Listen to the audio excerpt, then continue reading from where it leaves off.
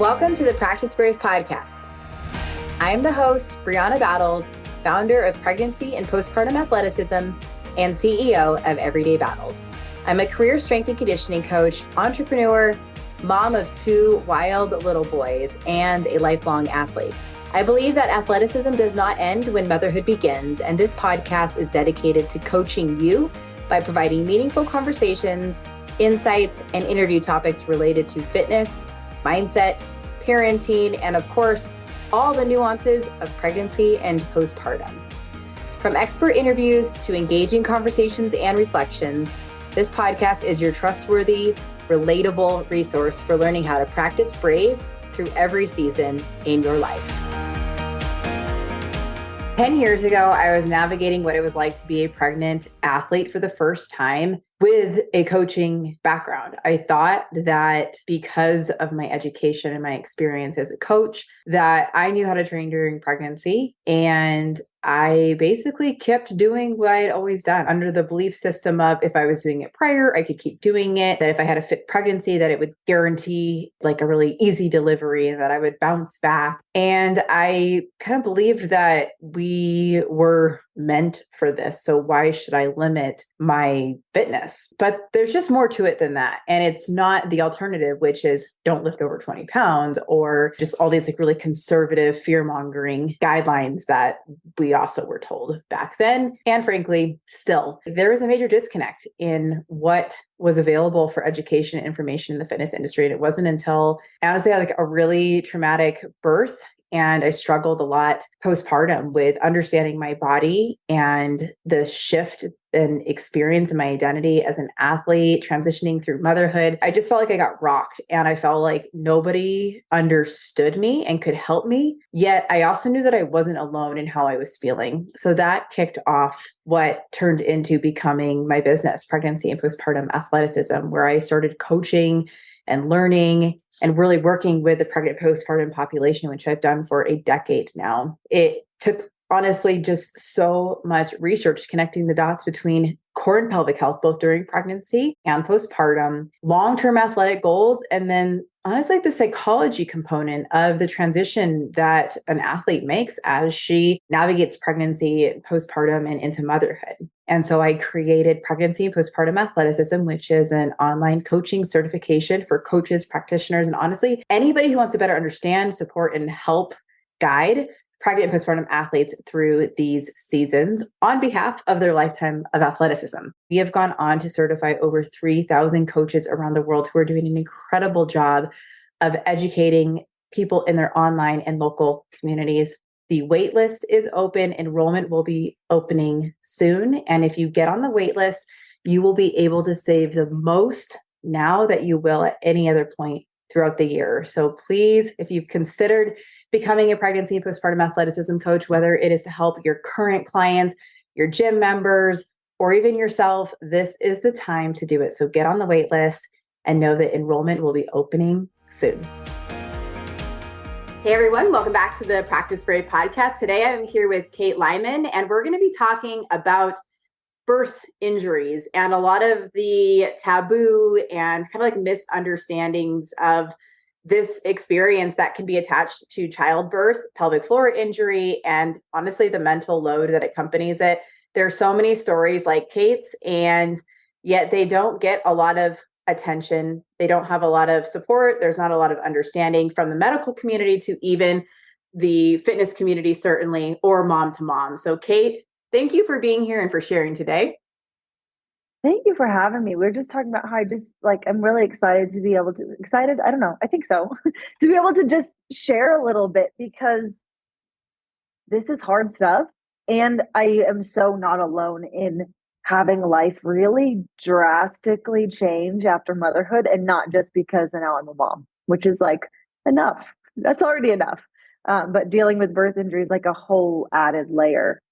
Yes, absolutely. So tell me, who are you outside of this conversation today? Because something we talk about a lot is like, you are not your prolapse, you are not your injury, you are not your birth experience. So what do you do? What is your life? What's your background? Just give some context on who you are. Okay, so I've worked in the fitness world for a long time. I started as a CrossFit coach when I was 17, still in high school. So that was kind of my intro to fitness. I don't want to give the whole spiel because it's just long, but studied exercise science and nutrition in school, went on to do a master's degree in public health, focused on nutrition education. Along the way, became a nutrition coach, something that I always felt like was like a fake job. Like this couldn't be a real thing that I do, but it was fun on the side and it was interesting and exciting and all of that. I went on to do a PhD or start a PhD in social and behavioral science focused on nutrition education as I continue to be a nutrition coach. And eventually, this is back in 2017, left school, took my business full time. It's called Kate Lyman Nutrition because it was just me at the time. And now I work with a team of coaches.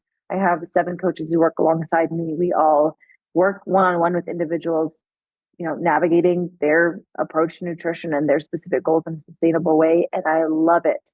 I just can't, but I just always grew up thinking fitness is fun and cool. And then in high school and in early college thinking, this is so fun that I get to do this. Bummer, it's not a real job, and now here I am. This is 13 years later, still working in the fitness space and owning my own business and working alongside really awesome people and having worked with hundreds of clients and getting to know them and knowing their lives and all of that. And it's like, wow, this is a real job. And that's really, really cool. So I very much love what I do. I love the world of nutrition science. And I also love the world of health behavior change and kind of merging those two.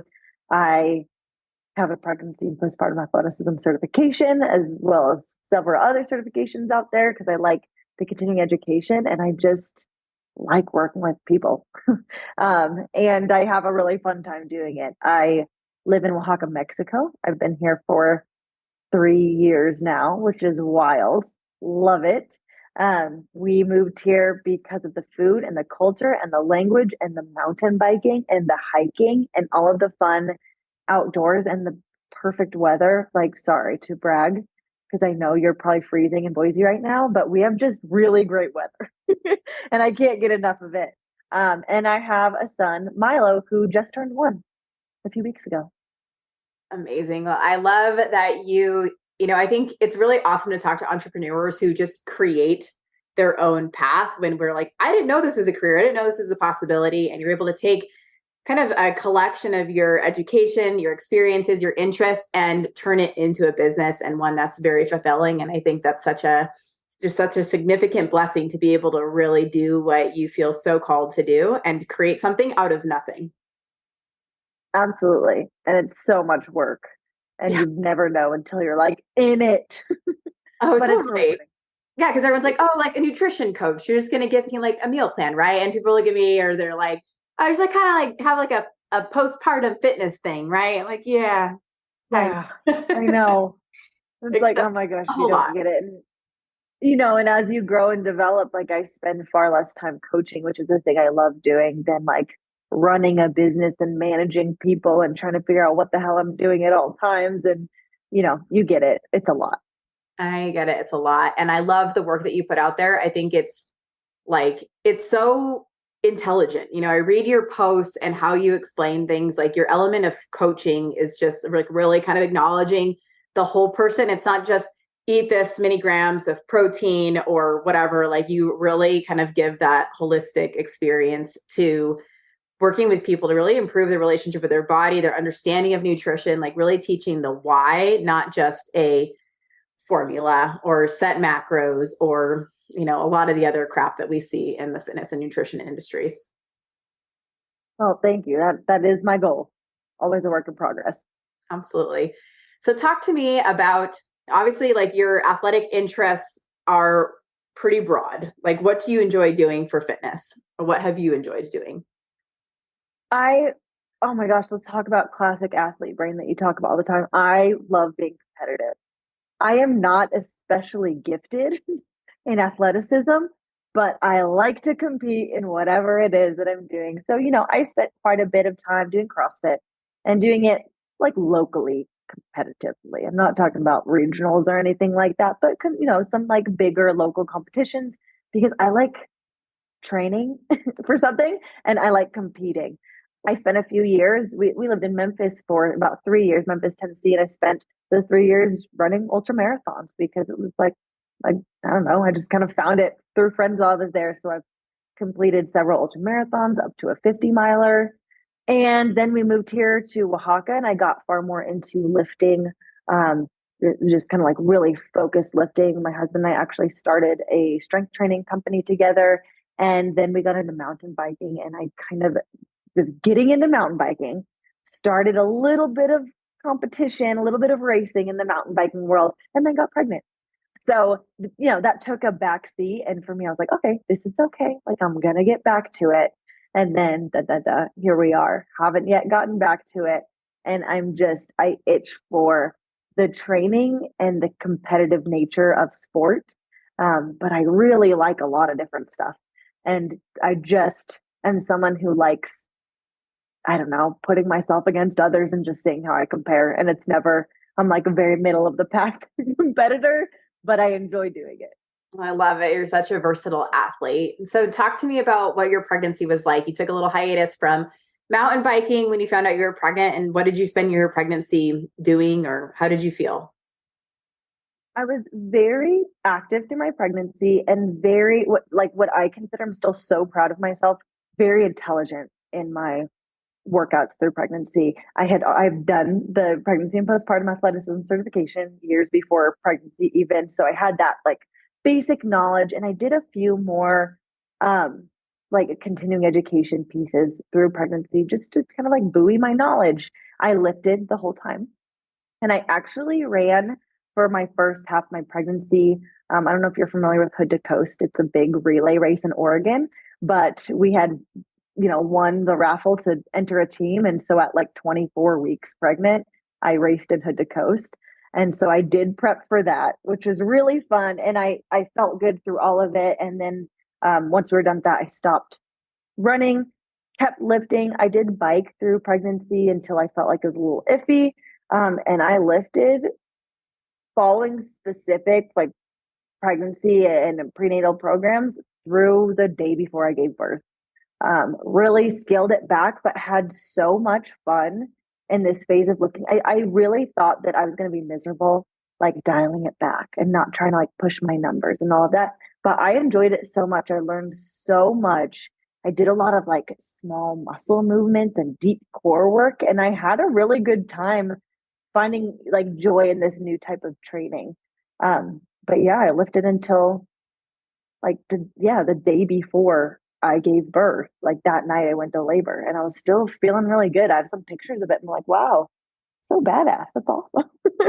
Awesome. It's so nice when you're able to approach pregnancy is like I can shift my focus of training and make it enjoyable because now my purpose and reason for training is just like it's just a different season versus I want to keep doing what I was doing prior or kind of like holding on to certain identities or abilities. When you can really just be where you are, it really kind of improves the whole experience, doesn't it? Yeah, absolutely. And I know we'll talk about this in a second. I had a home birth and I there's a myriad of reasons why I chose that option, but one of them was looking at it as kind of something to train for. And I know the context is totally different, but for me, I took that approach of like, I want to prepare myself as best I can for this experience that I'm going to have. And I did treat it like I was training for an ultra or something like that. And that that brought like a little bit of the competitive, I don't know if competitive is the right word, but like the structured aspect to it and made me look forward to giving birth rather than kind of fear it as much as I originally did when I got pregnant. I was very, very scared of getting pregnant. Um, and I kind of, put that off for a few years thinking I'm ready. Oh no, I'm not. I'm ready. No, I'm not.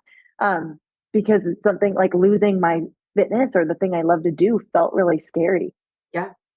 Yeah. It is scary to make that shift and sort of adapt and surrender to this evolution of like who you're becoming. And you've certainly had quite a roller coaster experience in that transition. So talk to me about your birth. What was your labor and delivery like?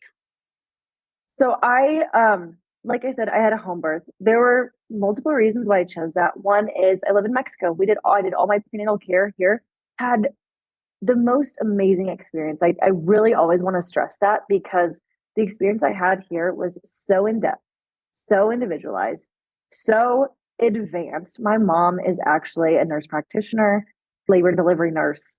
She's worked in that field for a long time. She came to a prenatal appointment with me. I was like, wow, it's nicer equipment than we have. I just had like a really great experience. And I think people hear Mexico and they're like, oh, well, no wonder you have issues. You gave birth in Mexico. Like, I can't stress enough that just not that it just wasn't related. But so I chose a home birth.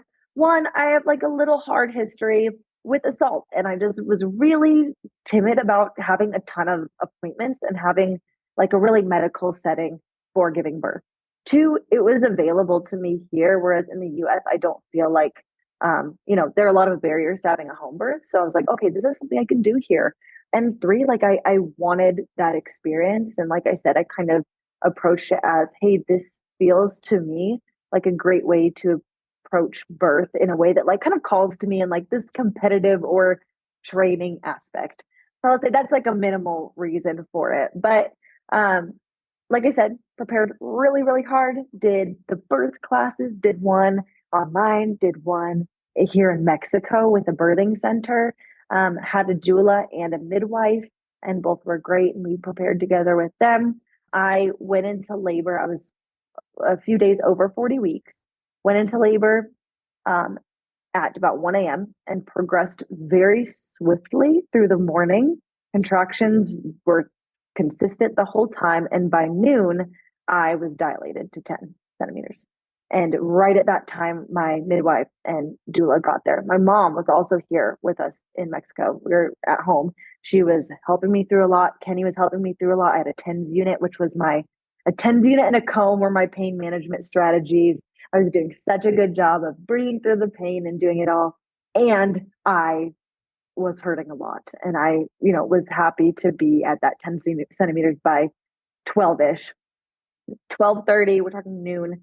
I started pushing, like needing to spontaneously push. And Milo, my son, was asynclitic and he was really, really funky, like off to one side with his head like totally sideways. So the midwives worked with me to reposition him, and we did everything under the sun that they knew to do, that my mom knew to do, etc. But I could not stop needing to push. Long story short, I pushed for 9 hours with contractions the whole time. There wasn't like you stop and take a nap in that time and then get going again. I pushed consistently for 9 hours. I bled and pooped for 9 hours. And it was awful. Like, I can't remember all of the things that happened except thinking, can I just die now? Like, can you just take me? This is terrible. And I read a lot of books. Well, actually, maybe not too many books, but read birth prep books. And like something that always sticks out, it's like when you feel like you can't do it anymore, then you're in transition. Yeah. But I was there for so long, I started to like lose any faith in what this even meant.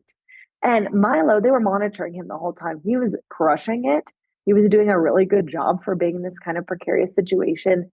And at one point, my OB was actually on the phone with the midwives a lot. They worked in tandem, which was also a really cool experience. And she was like, okay, if we're not seeing progress in the next 20 minutes, you need to go to the hospital. And at that point, I think we were 6 hours in. I literally could not imagine getting up and getting into the car. We live on a cobblestone street. Like getting in this car on cobblestones and going to the hospital. It was like, I will die before I choose that option. So we changed pushing strategy a little bit. We were doing the tug of war. We were in every position possible. I did labor in the shower for a while. I pushed in the shower for a while. We were doing everything possible and finally started to make some progress. I remember around 7 p.m., the midwife said like something along the lines of like, 7's a lucky number. Get ready to meet your baby. He's coming in this hour or something. And I gave birth at 9:30 p.m. So even at the point where we all thought he is coming, it was 2.5 hours longer.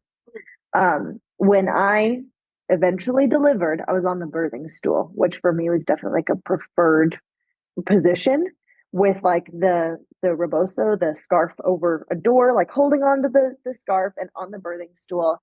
And in that time, while I was pushing on the birthing stool, I remember a pain that was more than what I'd already been feeling, which was, I didn't really know that was possible. I'm like, there's no way that this can get worse, right? And I had a pain that was just the worst thing that I could have ever imagined.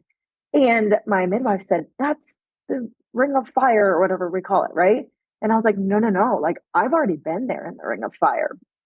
And I think that was me tearing, because when I go back and think about it, I'm like, that was me tearing my muscles. Like, I can remember the feel of it and the sound of it and just everything that happened, right?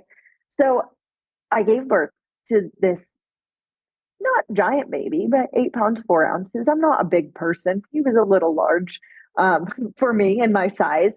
He had the gnarliest cone head coming out of the side of his head because of how he was born. And he was healthy and nursed right away and was great. And I was in this bit of bliss, kind of, but also a lot of pain.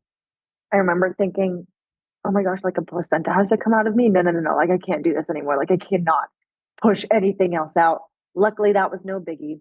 Um, and then I was told, oh, you have torn and it doesn't look great, but we're going to repair it right now. So I've got the baby on me, and from not 10 ish, let's call it like 10 to 1 a.m., they sutured me in my bedroom. I'm on my bed still, and repaired my tear. And I just had no concept of what was happening.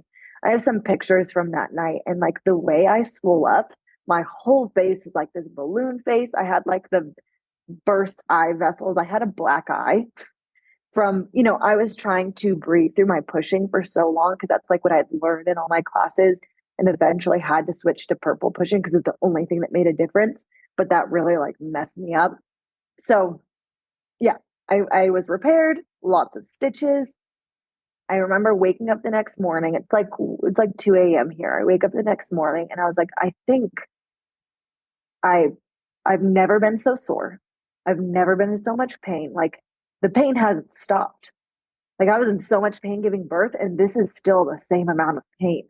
And I remember trying to get out of bed and get to the shower because I felt so nasty, and I like needed to shower and I couldn't do it. I couldn't walk. I couldn't stand up. I couldn't do anything. So a few days later, or the next day, the midwives came back. They continued to check on me, and they were really concerned about the tear. I had a 3C tear, so I was about like a millimeter from a fourth-degree tear. And I also tore, in addition, like through the perineum and anus internally, about 4 centimeters. So it was a lot of stitching, and it was a lot of tricky stitching. And I can look back now and know, wow, we needed to go to the hospital and be in an operating room and get this fixed in a more appropriate way. But the next day, the midwives came back. I had swollen so much that I'd torn through all the stitches. They repaired it again. A week later, the same thing happened. I was still swelling so much that I tore through the stitches. They repaired it again. So I had 3 repairs at home, which none of these should have been at home. Like, this is where I'm like, okay, this was a huge issue, but I had no idea. I had no idea what was happening, right? And then eventually went to the hospital and had a repair, and eventually 9 weeks later had another surgery.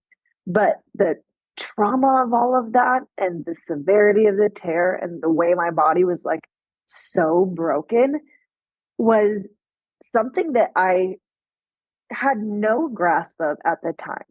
Like, I was certain that people felt this way, that women felt this way after birth, and I couldn't get it. Like, nope. I was like, am I being a baby?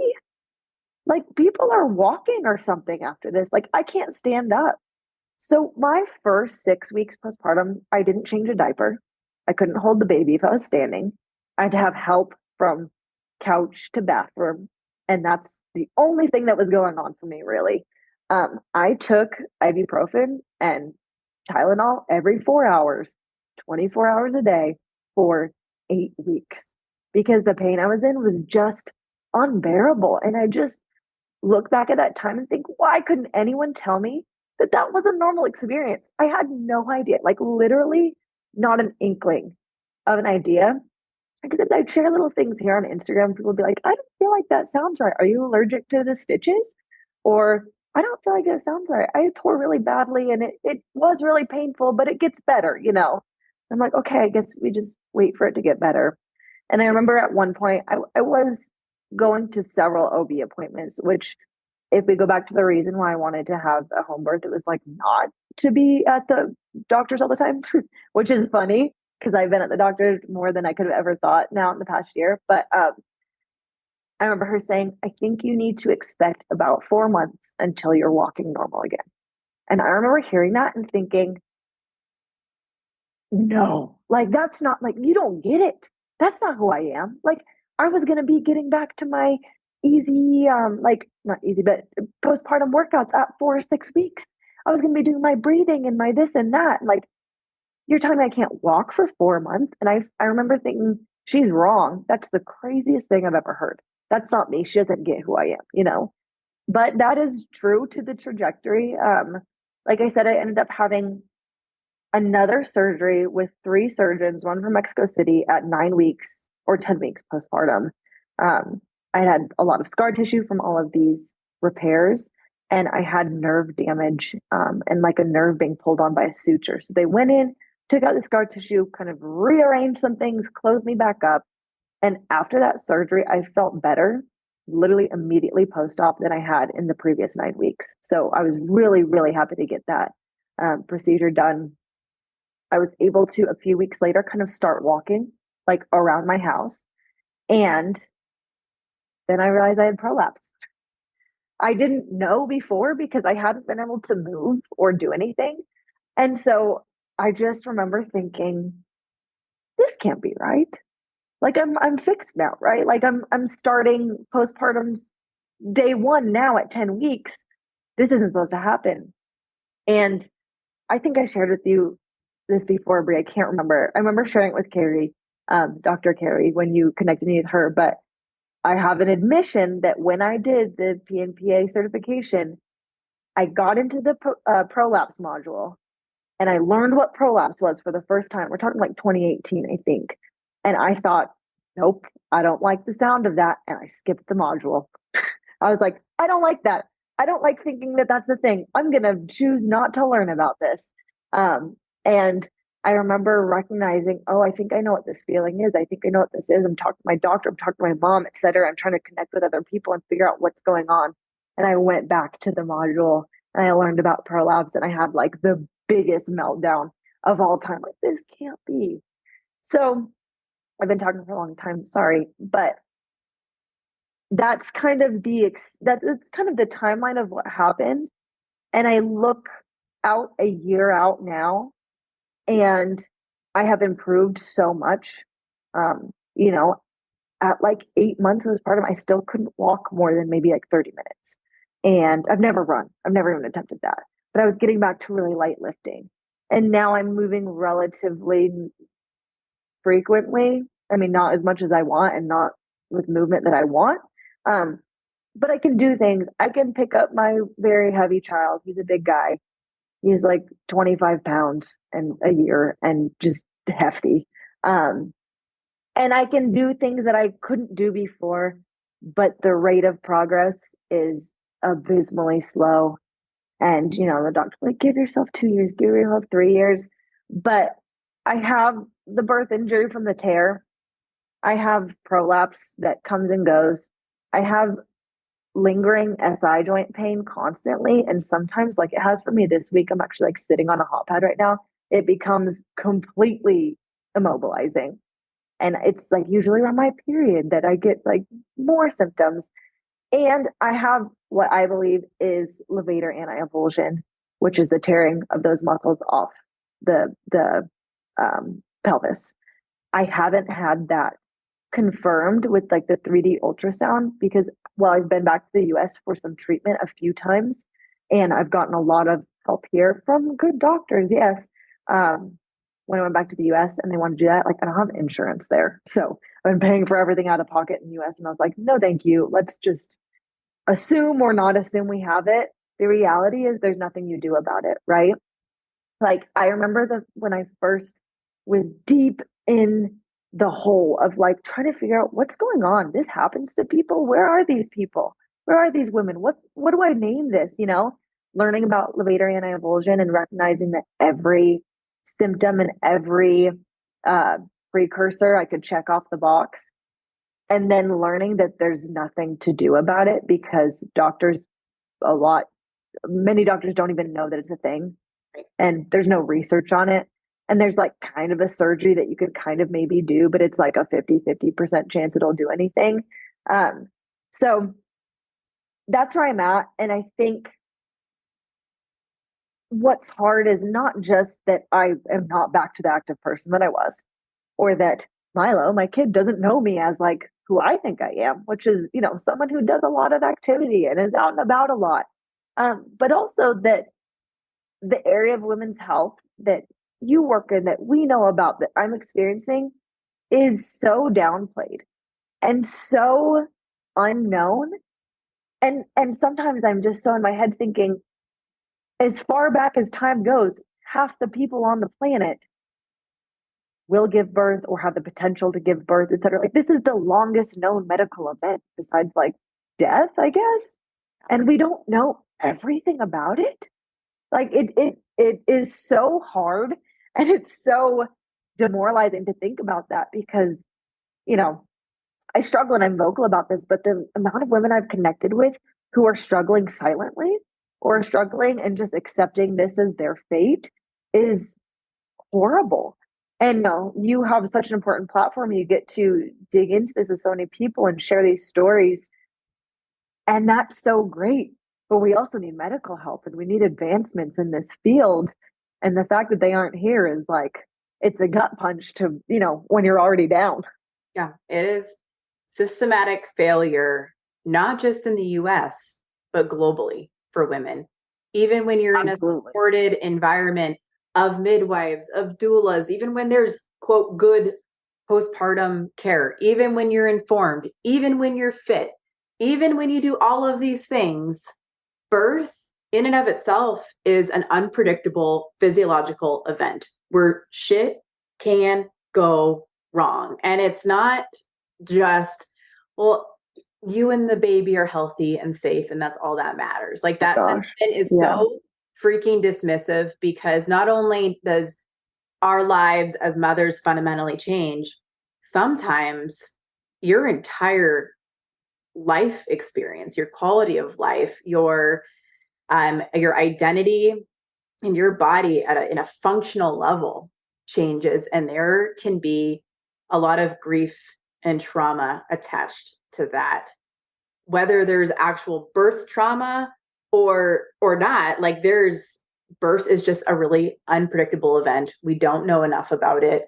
There's certainly not enough support, especially on this postpartum side of like, okay, well, we got the baby out, and then you're kind of forgotten about.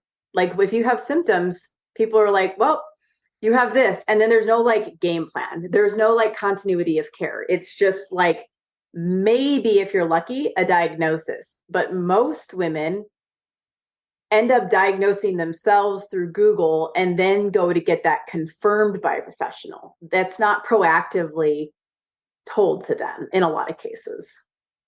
Right. And throughout this past year, I've had really great care experiences where I've been with people who truly care and are helpful and are listening to me. And I can tell you, every time I've been in an appointment with, whether it's like a Urogyne or a pelvic floor PT, and they've listened to me, I cry so hard. Like, thank you. Thank you for listening to me, even if they don't have all the tools or the knowledge to help, because there aren't any, And I've been in situations where I've been told, but the baby is healthy. What you just said, and nothing makes me. I'm like, yeah, that's a different person we're talking about. Or I've been in situations where I felt so dismissed by my appearance on the outside that I am healthy. Yeah. Like, physically, I look like I'm probably fine. I can now walk around. I can get around. I can move around and look like a normal person. But in the training I want to do, and the lifting I want to do, and the way my body feels, and the way it flares up once a month around my period, in the way I feel if I have to carry my kid for more than 3 to 5 minutes. Like that is so compromised, and you can't see that. I think, to speak to my specific care in Mexico, it has been really great. And we're really blessed to have private care. So we can go see any specialist we want at any time. And there aren't month-long wait lists. And I pay in cash when we're there, And the culture here, especially in Oaxaca, just the older city it is, the more traditional city it is, it's like, well, you're a mom now. Like, why do you need a workout? You know, Yeah. you're walking. What else do you need to do? The baby's healthy. You're good. That's what you get. And you pee a little, like, so do we all, all of us do, or whatever. And you're like, oh man, Right. it's hard. It's hard. And while the physical challenges are so rough, I think the mental roller coaster and the emotional roller coaster is like even worse at times. And a lot of it is exactly what you're talking about, like feeling dismissed and not even having structure in place where there is continuity of care or the tools needed to care for patients. Right. Going through the this stuff that might be that you and I might know because we are immersed in this culture of like P&PA, and we have access online to a lot of different practitioners that are like really kind of changing the game. Like we've been in this game for a while, so like we have insight. And I like to remind like myself, like when I was struggling a lot with my own birth experience, like I'm in a position of privilege where I have access to healthcare. I have like the support, I have all the things, and I'm still freaking lost. Like I still don't know. And we see this happening all the time. Like, again, you are in a position where like you have great support and you're still searching for answers.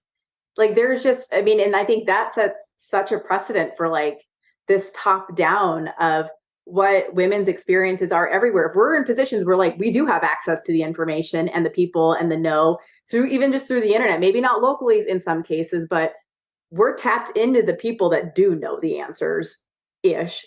And like it's still isolating. You're still lost, you're still confused, and you're still trying to like get a straight answer on anything. Absolutely. And I would consider myself to have every advantage. I have education from you and the resources you put out and others, right?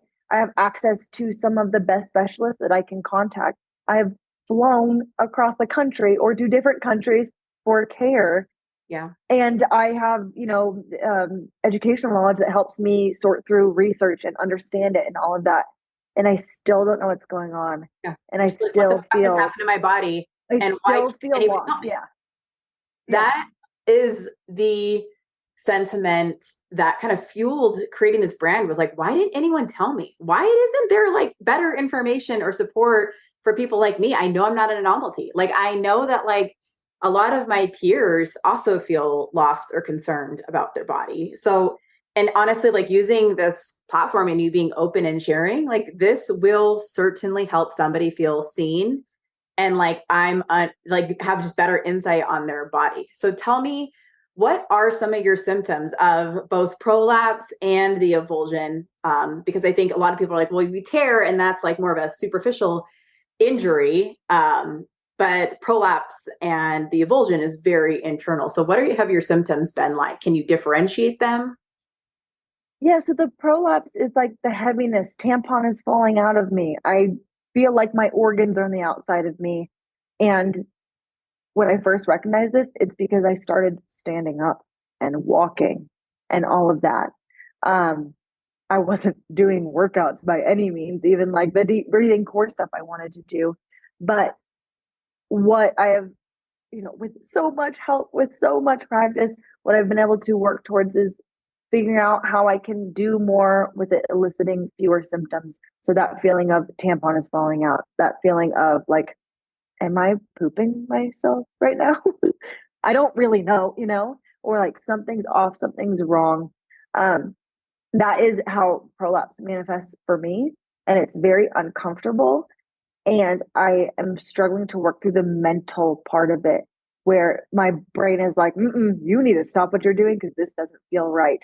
And I'm also fighting with myself like, okay, but it's not harmful to me. Right. So I'm very much stuck in that cycle of like kind of fighting my brain and making my body, my brain work together a little bit.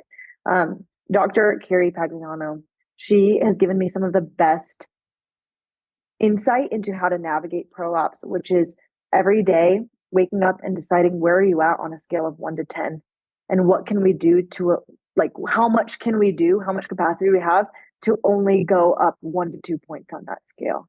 Yeah. So that has for me been mentally the biggest help, because some days I feel closer to asymptomatic and I can do more, and some days I wake up feeling like shit already. I'm a 7, but I think, okay, we can safely get to an 8 or a 9 today, and that's okay because of where I woke up, right?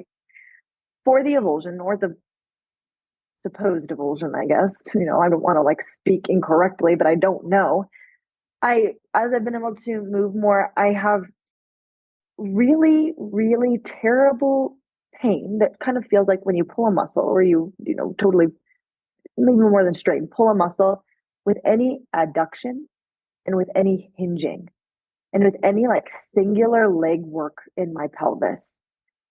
And that's kind of what I'm going off of here. It feels like there's a lot of compensating happening, but the pain is very intense. So I can do a little bit and feel a little bit of pain, but if I try to do any like single leg adduction, I'm out, and I'm out for a long time. So I am, from what I'm assuming, from what I have in my self-diagnosis and my research and all of this, there's compensation required if these muscles are gone, for the other muscles to kind of kick in and figure things out. But that hasn't seemed to improve over time, from like maybe let's call it 6 months postpartum when I started doing some movement to now.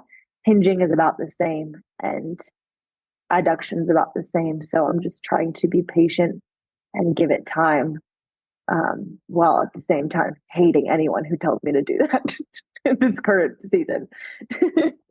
And, I think just that mental load of like, when as an athlete, like you're really used to just trusting your body to like do the thing, especially like an ultra mindset.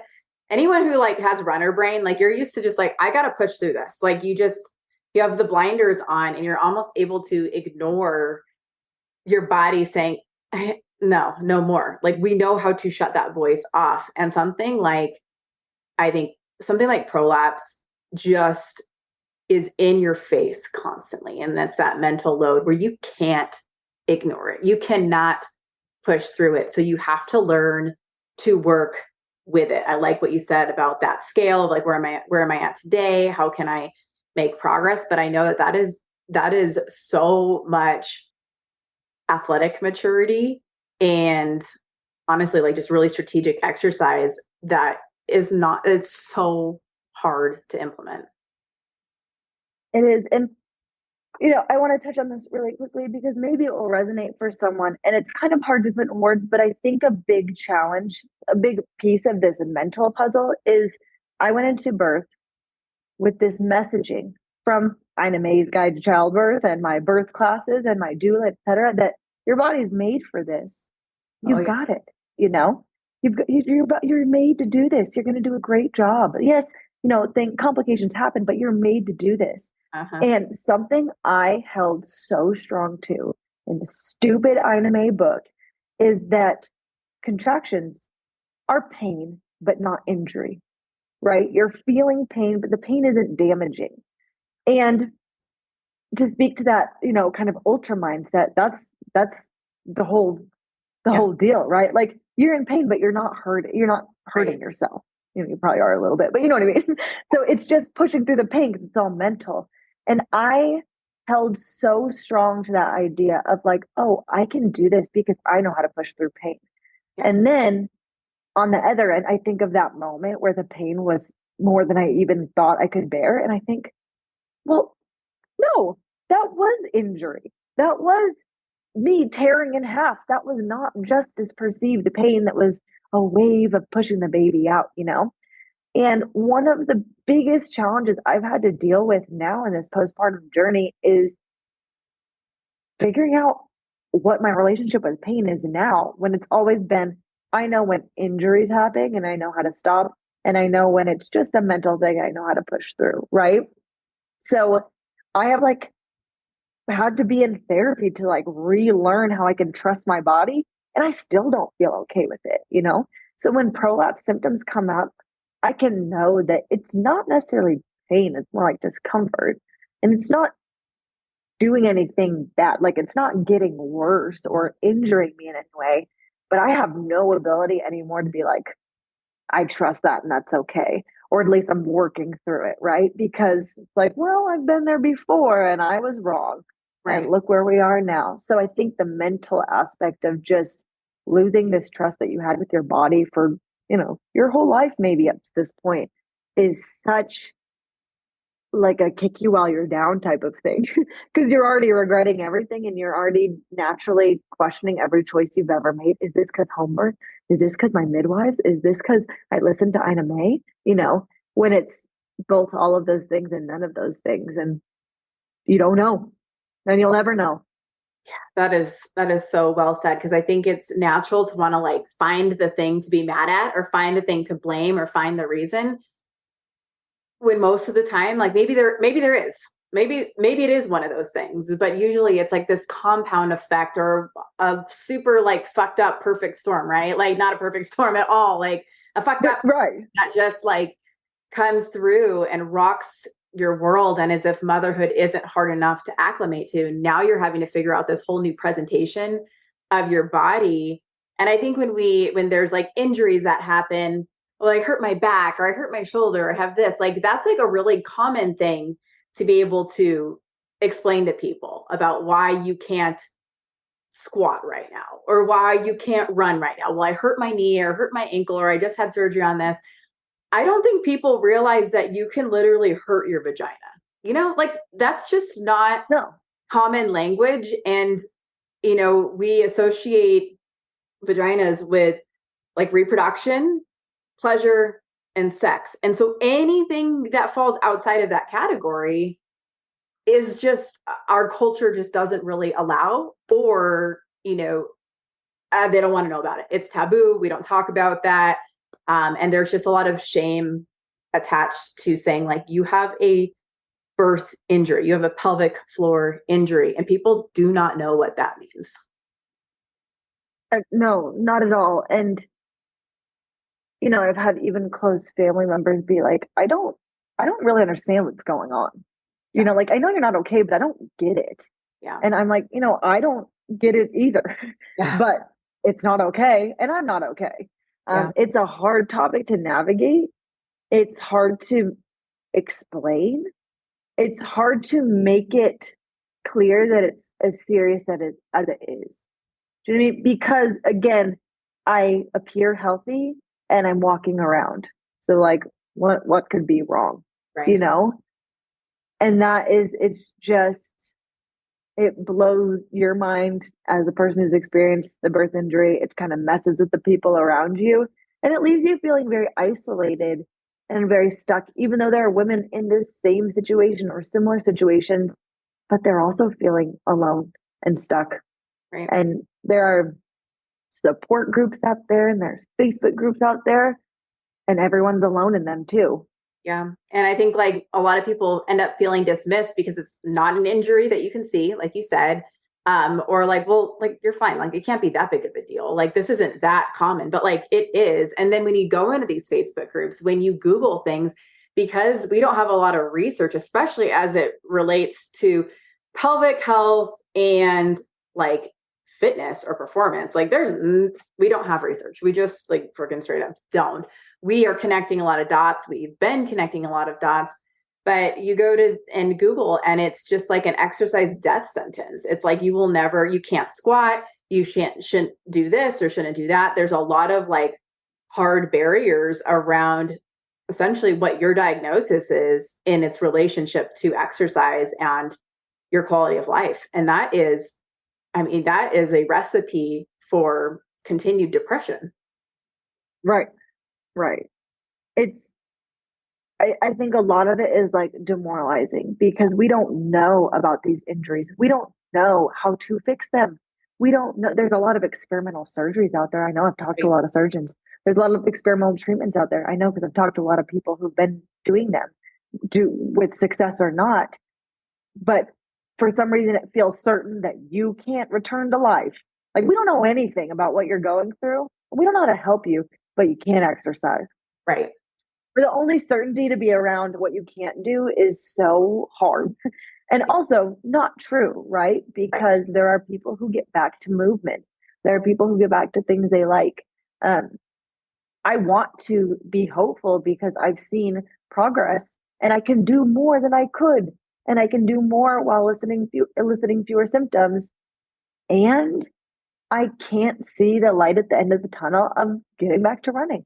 I can't see getting back to lifting in the way I want because while I'm moving more, anytime I add load to what I'm doing, I'm knocked out for a week or two.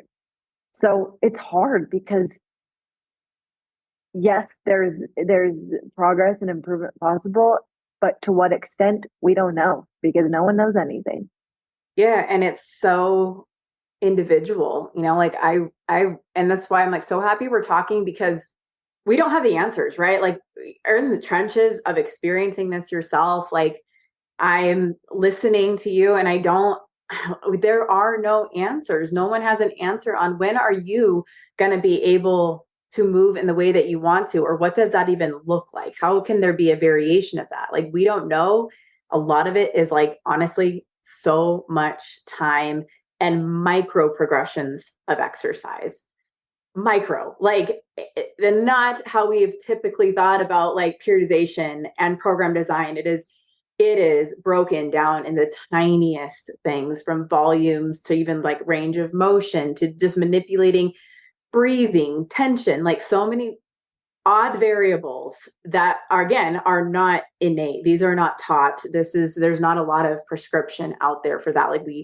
And again, you're a P&PA coach, like you do know. And yet when it's your own body, it is so hard because we have the layers of like, can I trust myself to make the right choice for exercise? Do I actually know enough? Am I doing this right? Like, I don't know. And it's really lonely.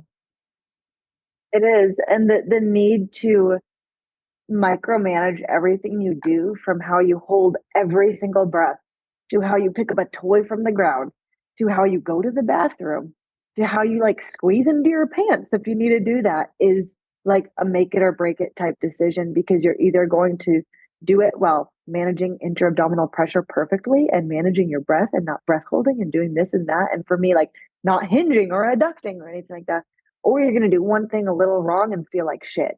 So Right. it's like, oof, it's really hard, and it's not the way anyone wants to become an expert on their own body. No, Like I think I mentioned this yesterday. I would like to not know as much as I do, honestly, because totally. this isn't my realm of work. Right.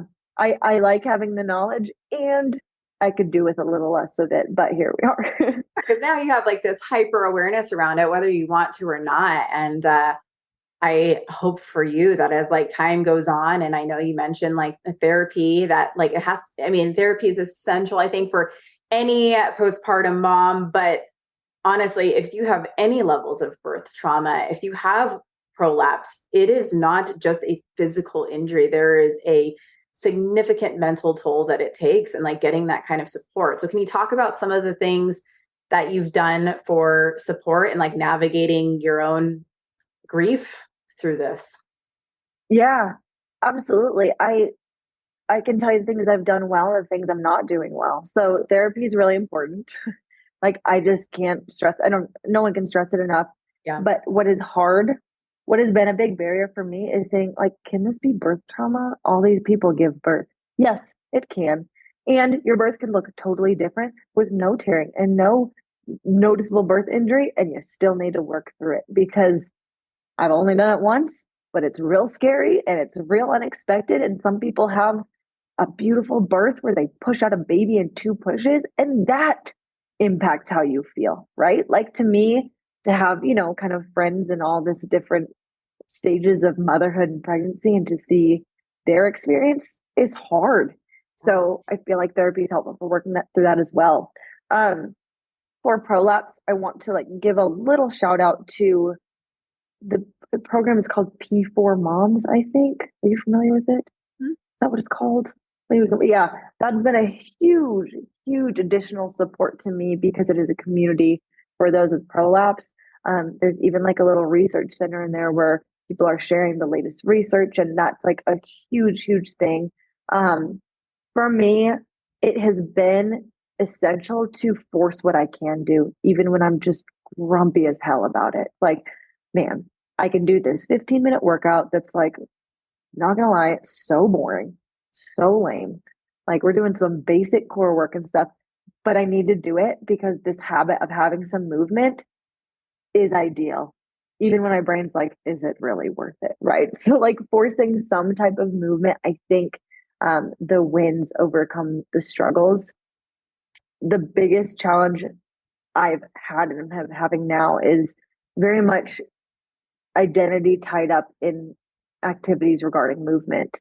And, for a while, I think back in the day for me, that was more problematic. And I've moved far from like, I need to work out because it's my therapy, right? Like, I'm not at that point, but it just so happens that everything I like to do revolves around movement. So for me, I've been in a huge place of struggle of like figuring out what I can do for me because I work a lot, and every second I'm not working, now I'm doing mom things. Um, and I don't really have workouts in place to like break that up and stuff. So finding something for me that's feasible has been a huge mental barrier, and I still need to do it. I'm trying some things out, but it's hard. So I think that's an essential part of like having something for you. And I think that's true for anyone in any phase of life, right? With mom or not, but no matter where you're at in the postpartum journey. But it's harder definitely when the things you like to do are a little prohibitive. Absolutely. And again, I just love that like you're sharing from a place of you're in the trenches right now. At a year postpartum, like you're still in the trenches. And it's not like there's not always this like linear progression with symptoms, with healing, with grief, with making progress in the gym and movement. Like, and overall, you can look and say, like, wow, like I know how I felt at my surgery at 9 weeks postpartum, and I know how I feel now, and it's dramatically different. But all of these like micro improvements over time, like it's not really a linear process. And I just appreciate that you're sharing where you're at right now, the progress that you have made, both like physically and mentally, and that you're just still in the trenches of like figuring out what life is going to look like for you. Yeah, it's tough, but I'm happy to share, and I'm happy to chat with anyone who's in the same boat. I've kind of compiled resources that I found helpful for me. There's some support groups out there that are like on Zoom, I guess not in person, but you're actually talking to people, and there's some online, which I feel like are a little iffier. Think of them like a mom group, you got your good and your bad in there. But there are things out there, and I think there's a time and place for them. And there's a time and place where you kind of have to go off on your own because hearing everyone else's challenges gets harder rather than helpful. Absolutely. And for anybody listening who may be experiencing symptoms like this or had a similar kind of birth experience and you feel lost and confused, you don't understand your body, a really valuable person to go see is a pelvic floor physical therapist or a pelvic floor physiotherapist, depending on where you live. Like that person can give you at least a one-time assessment and be like looking at your body and your experience through a different lens than what your OBGYN is looking at it through. So if you're told you're cleared, or you know that you had some trauma and some tearing and things just don't feel right, you're having symptoms, go to a pelvic floor physical therapist. If your symptoms are really persistent, then you want to talk to a urogynecologist and know that you might have to get a couple different opinions because surgery might be an answer for you, but it might not be. And there's a lot that you can do through working with the opinions of a pelvic floor physical therapist and a urogyne and kind of help like create whatever your reality is. And I know it's tricky and it's overwhelming to know like, well, who do I talk to about this? Where do I go? What do I do? And it's unfortunate that we still got to be our own best advocate, but those are two really good places to start. And both myself and Kate can help direct however we can. Absolutely. Very much believe in both of those, and kind of taking advantage or making it happen before maybe you even think you need that type of intervention.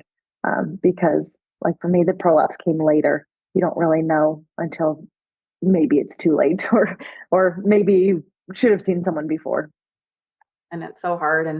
And this is just, again, if you're listening and this has resonated maybe all too well, you didn't do anything wrong. And like, this isn't your fault. And you're not broken. You might feel broken. You might feel shame, but you as a person are not. And there is hope. There are resources. There are little wins that can be collected along the way. And we are certainly doing everything we can as pregnancy and postpartum athleticism coaches to help bridge the gap, not just for these high-level athletes that are making a run to the Olympics, but for active women that experience pregnancy and postpartum and everything that's attached to those seasons, and helping them find movement, whatever way that looks like. Like, that is the work that we're doing. And I think so often we see these examples of moms going to the Olympics or getting back to the octagon or doing all these different things. Like, it's so easy, of course, like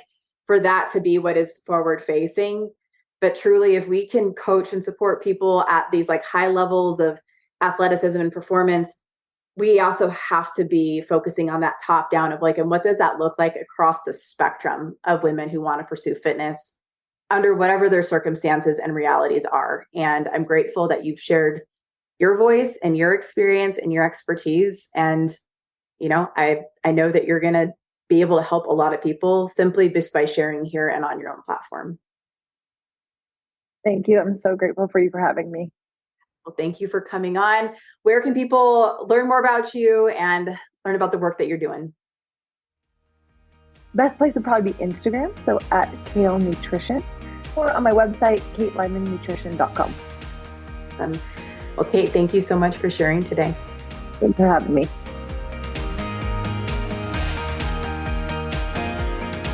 Thank you so much for listening to this episode of the Practice Brave podcast. If you enjoyed the show, please leave a review and help us spread the work we are doing to improve the overall information and messaging in the fitness industry and beyond. Now, if you are pregnant and you are looking for a trustworthy exercise program to follow, I have you covered. The Pregnant Athlete Training Program is a well-rounded program for pregnancy with workouts for each week that are appropriate for your changing body.